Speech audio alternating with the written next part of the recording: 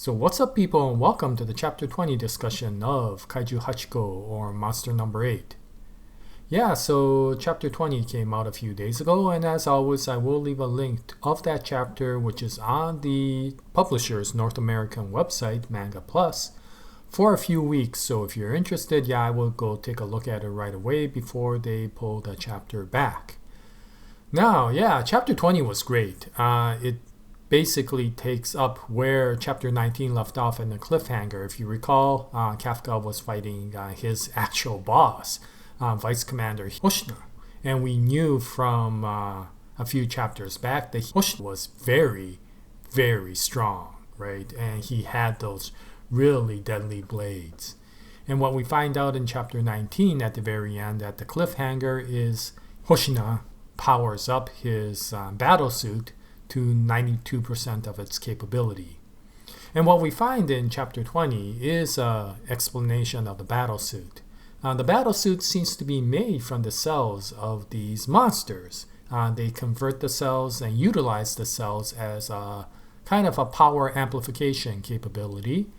And depending upon the capabilities of the wearer to be able to interact with those cells, they can utilize so many percentage of the power of the suit. So somebody like Kafka can only use like 1% of his suit, whereas people like Commander Mina or Vice Commander Hoshina, they could go above 90%. And so they have tremendous amount of power to be able to fight these monsters. And so he just powered up to his max level. And so we expect that in Chapter 20 there was going to be a tremendous fight. And of course, we're not let down. This was a great chapter in terms of fighting and a good understanding of just how powerful each of these characters are. Vice Commander Hoshina and Kafka in his Monster 8 form. And in Chapter 19, I predicted that because Vice Commander Hoshina was going to be so powerful, because he's one of the most powerful soldiers of the JDF, and it would be a letdown if he wasn't powerful, that somebody was going to have to save Kafka, because Kafka wasn't familiar with his power yet. But I turned out to be wrong. And to be honest, I am very happy that I turned out to be wrong, because the author did a much better job than my prediction in how to move Chapter 20 along. He was able to bring the awesome power that Vice Commander Hoshina had into the fight and bring out a brutal fight, and yet give the ability for Kafka to get away.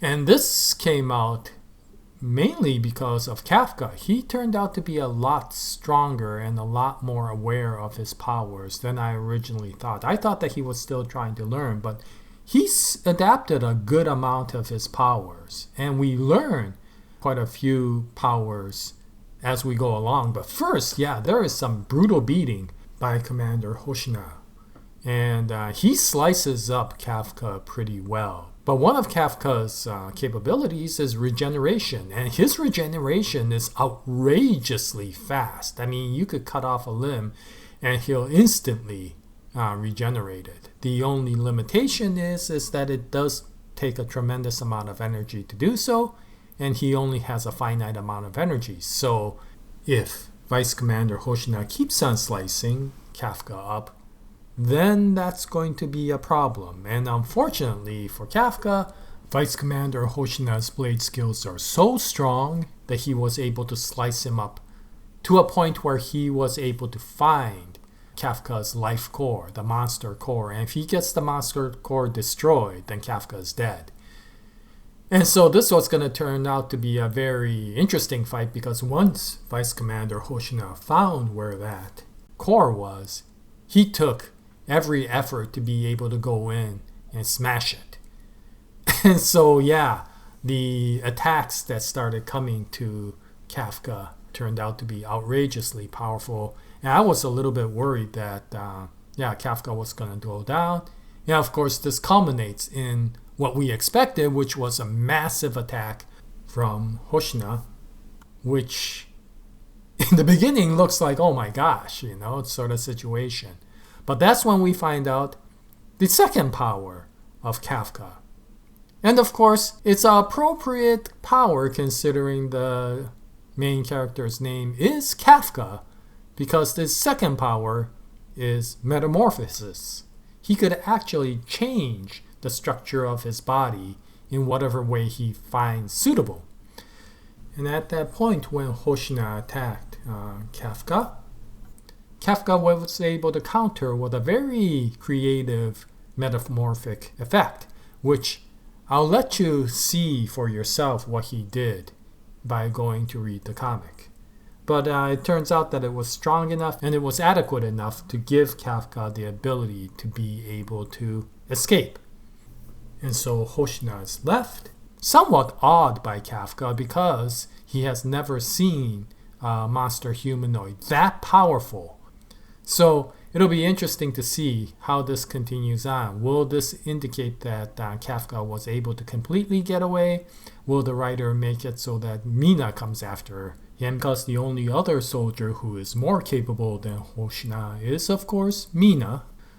Or will it just basically move on to the next part of the story, which I think it will be the case. We've already had this part for such a long time that it might be good to now kind of tone it down and bring it to the next level. Now, if you recall, Leno is injured and Shinomiya is worried, so it'll be interesting to see how the character interactions come out after this major event, because, of course, the other entertaining part of Monster Number 8 is the comedy.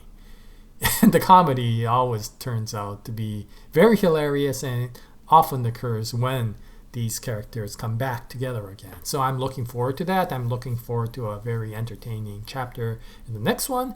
And once it comes out, I will upload a discussion video. So thank you very much for watching this chapter.